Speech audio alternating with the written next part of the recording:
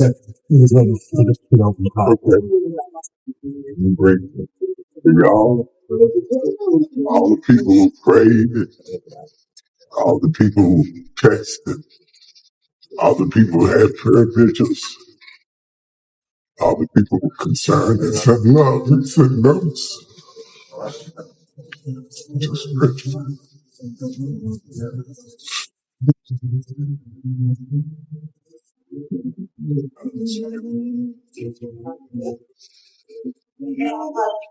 Just grateful.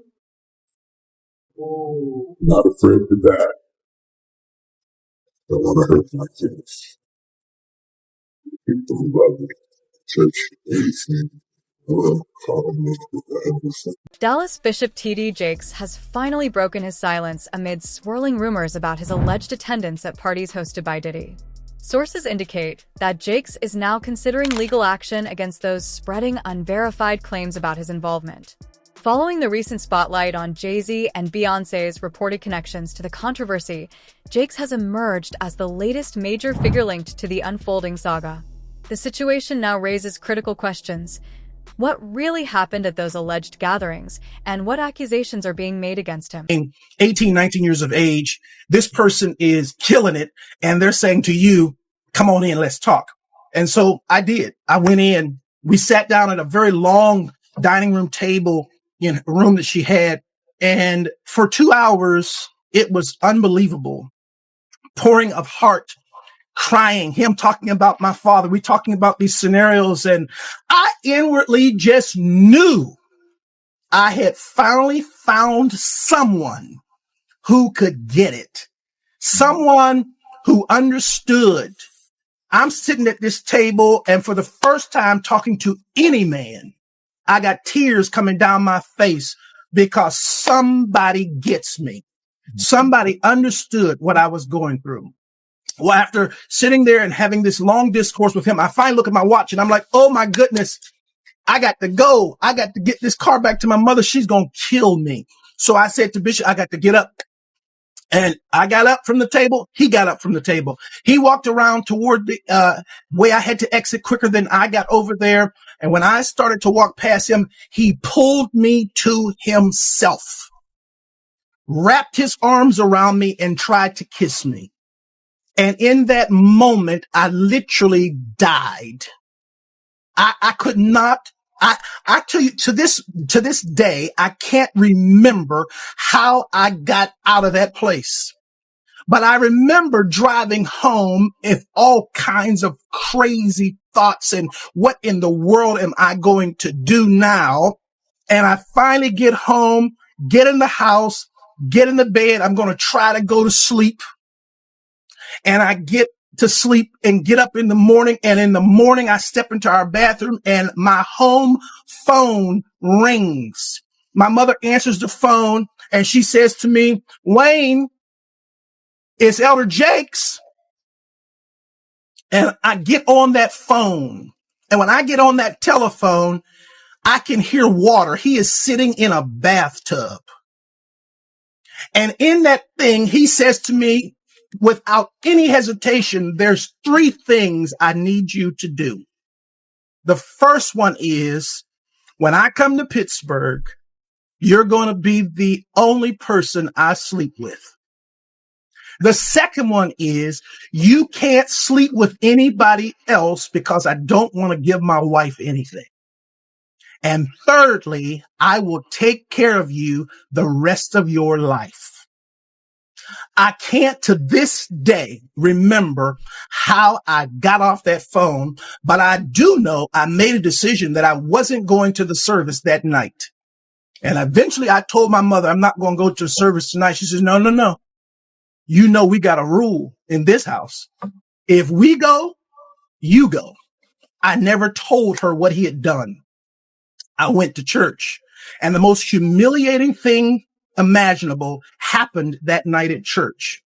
Bishop Jakes, getting up to preach, speaks into that microphone. I'm going to ask young minister Youngblood to. On November 25th, Bishop T.D. Jakes officially filed a defamation lawsuit against Pastor Dwayne Youngblood, following public accusations of misconduct allegedly dating back to Youngblood's teenage years. Youngblood claimed the incidents took place during church gatherings and asserted that he possessed witnesses and phone evidence to validate his statements.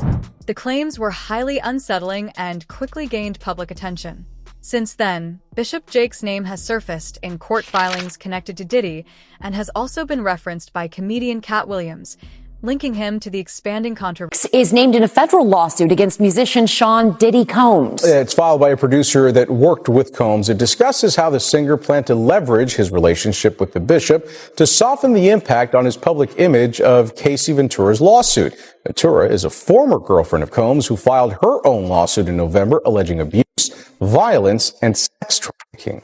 Meanwhile, Combs' lawyer is criticizing the raids at two of the hip-hop mogul's homes in a federal sex trafficking investigation. He called them an unprecedented ambush. It comes as we're getting a new look inside Combs' L.A. house after the search by federal agents. Carter Evans has details about what the feds have uncovered so far.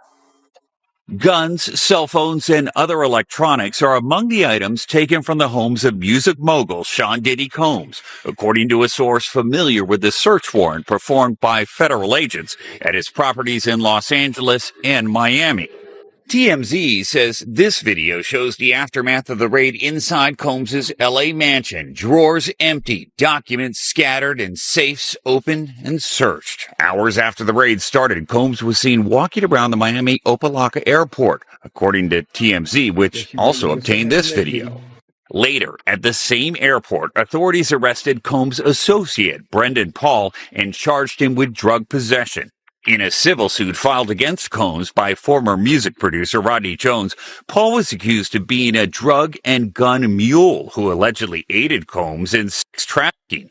Yesterday, Diddy's lawyer called the law enforcement action nothing more than a witch hunt based on meritless accusations made in civil lawsuits. Could this federal investigation have come out of these private lawsuits? Oh, absolutely. If it involves sex trafficking, or drugs, or weapons, or other illegal behavior. Lori Levinson is a former federal prosecutor. They've decided this is worth a lot of resources across the country. So once they've done these searches, they have evidence to follow up on. T.D. Jakes was first identified in Lil Rod's lawsuit against Diddy, which alleged that Diddy sought to use Jakes' spiritual authority to rehabilitate his public image. The filing claimed that Jakes, through his role at the Potter's house, allegedly helped bolster Diddy's credibility and open doors to influential social circles. Though Jakes has firmly denied any wrongdoing, he has yet to address the growing speculation surrounding his possible attendance at Diddy's private... Those girls was drinking out those bottles that he said Diddy laced, and he could show on camera, and he could show that some people had passed out or some people were acting a certain way after they had those drinks. He won his case on that one. When you was around Diddy, was he doing drugs, like party drugs, like ecstasy and stuff like that? Diddy wasn't the dude he is today when I was around him. You understand? He had just started. When I was about to leave, he had just started with cause he never smoked weed. He never smoked cigarettes. I never seen him do cocaine or none of that shit. You understand? He would have it for people to do it. You understand? It's certain of his girls like to do it, and he would make sure it would be there. But he wasn't the one that did it. Diddy didn't start getting hooked on drugs until he got hooked on those painkillers. After he got hooked on those painkillers, he started drinking more because he wouldn't even drink hard liquor. He was only drinking champagne, Don P or Cristal. He was not drinking hard liquor then. Yeah, that's real talk, man. And he also claims that, Diddy, he was using T.D. Jakes to fix his image. You believe that? Well, we saw that to be true anyway. That's what he was trying to do all that time. Intriguingly, several witnesses have come forward claiming they saw T.D. Jakes attending Diddy's exclusive gatherings, including the rapper's famous all-white parties. One witness, identified as Gondal, reportedly confirmed Jake's presence and questioned why a spiritual leader would maintain such close ties with Diddy. Gondal has previously alluded to certain pastors being connected to Diddy's inner circle, suggesting that a few may be concealing questionable associations beneath a facade of righteousness. When I grew up in the church, the sinners was not supposed to have the same atmosphere with the saints. You have to be able to separate the two. So I'm looking at him as a saint going to a party that ain't nothing but sin, drinking, maybe fornication, man on man, woman on woman, he on she. But maybe he there to lay some hands on somebody. Maybe he there to save some souls. I know he got a contract with Revolt, so I'm just like, it's just real strange that he would be found at any kind of Diddy party or any kind of place with Diddy unless it's in a business atmosphere. So now what he's doing is he's making, man, he making the Christians look real bad right about now.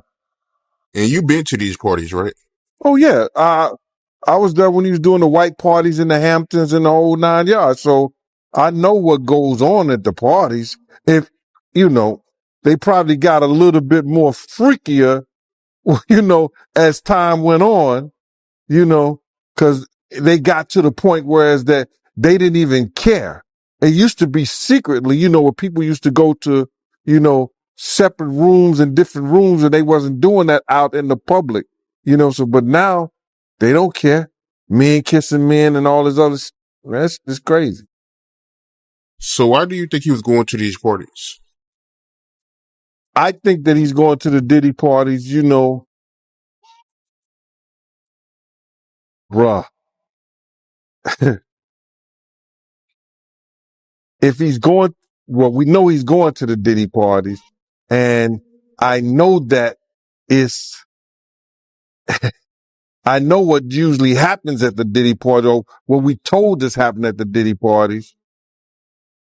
Maybe he needs to see it for himself, man. Maybe he needs to go there and really be involved in some things that could help save some individuals while they going to those parties.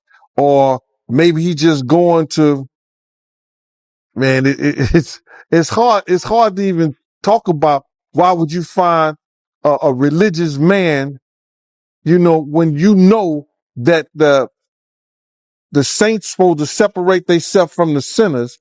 And why would a religious man like himself be at a party, which ain't nothing but sin that's going on, bro? Whether it's drinking, maybe fornicating, maybe, like I said, men on men, women on women. It's hard to put in perspective unless he's involving himself what is actually going on at the parties. It's hard, brother. Bro, you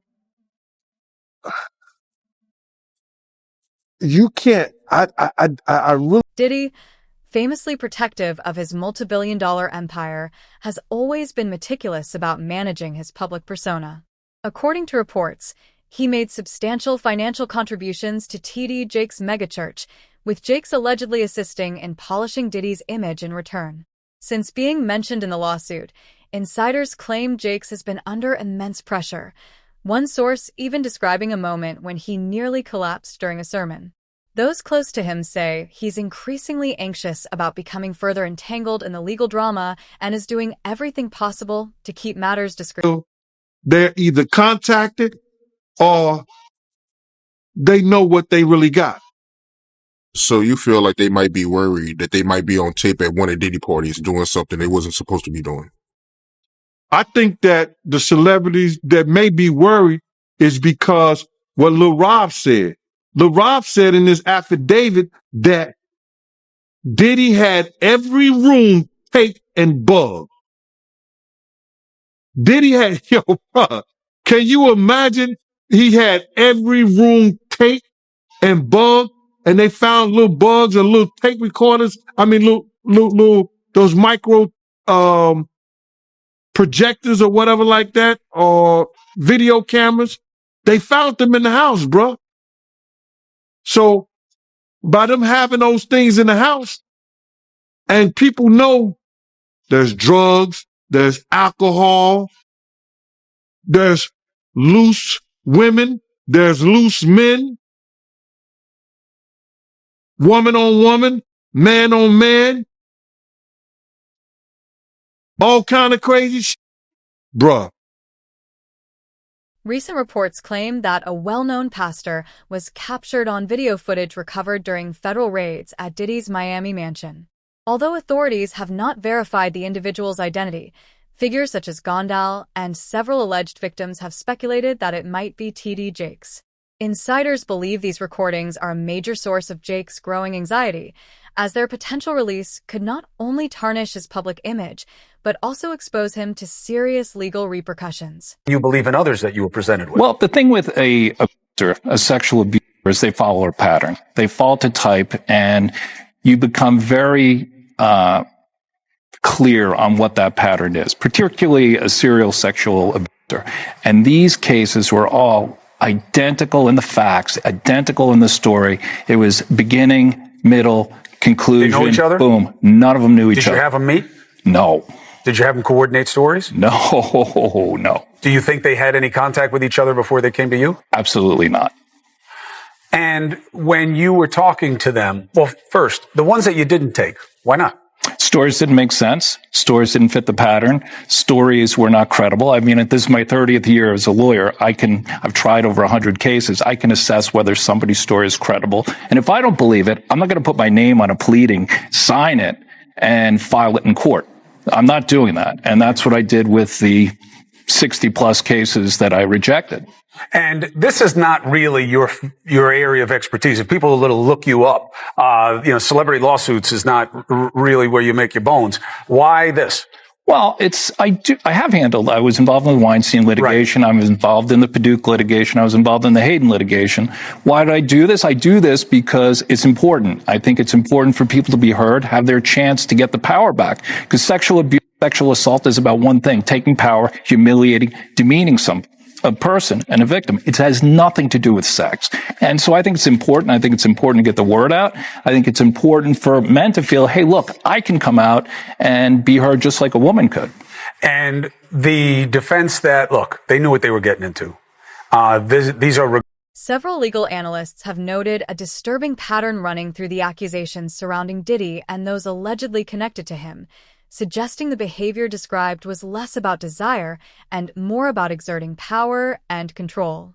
TD Jakes' accuser has echoed this sentiment, claiming he was left feeling degraded and stripped of agency, even recalling a moment when Jakes allegedly told him he was owned. Such accounts highlight deeper themes of manipulation, dominance, and the abuse of authority that appear to underpin the broader scandal. They saw what they did to Cassie. They know did nobody in America like that. So now these people are represented by a brand, whether it's something about the music, clothing, movies. They're not going to come out and speak on nothing that has anything to do with them. And they praying that they not on the tape doing crazy stuff, being oiled up in the whole 9 yards.